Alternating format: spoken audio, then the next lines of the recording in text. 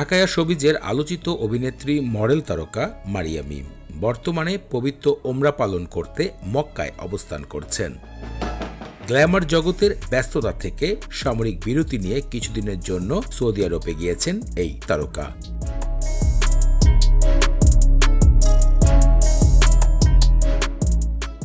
বর্তমানে বোরকা হেজাব পরে কিছু ছবি গণমাধ্যমে শেয়ার করেছেন, তার সাথে শেয়ার করেছেন বেশ কিছু।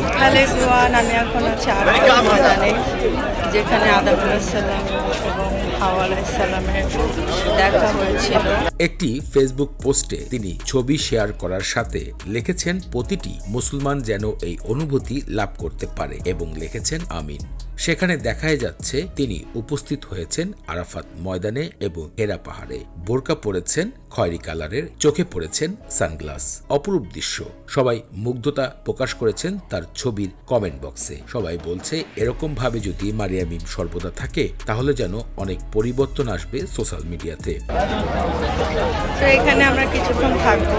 কিন্তু এদিকে একদল নেটিজেনরা বলছে অন্য কথা। তারা বলছে হয়তো কিছুদিনের জন্য নতুন বেশ ধরেছেন মারিয়া মিম। দেশে এসে আবারও যেন উল্টোপাল্টা পোশাক পরে হাজির হবেন নানা ভঙ্গিতে। আমি সিঙ্গেল। আপনি বলেছেন আপনি আপনার বয়ফ্রেন্ড আছে। বয়ফ্রেন্ড আছে, বয়ফ্রেন্ড থাকলে কি আমি বলছি যে আমি কালকে বিয়ে করতেছি।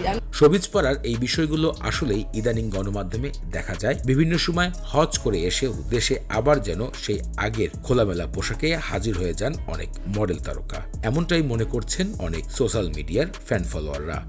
আপনাদের কাছে বিষয়টি কি মনে হচ্ছে? মারিয়া মিম হজ শেষ করে দেশে ফিরে আবারও কি খোলামেলা পোশাকে হাজির হতে পারেন? এই বিষয়ে যদি আপনাদের কোনো মূল্যবান মতামত থাকে ভিডিওতে কমেন্ট করে জানাবেন।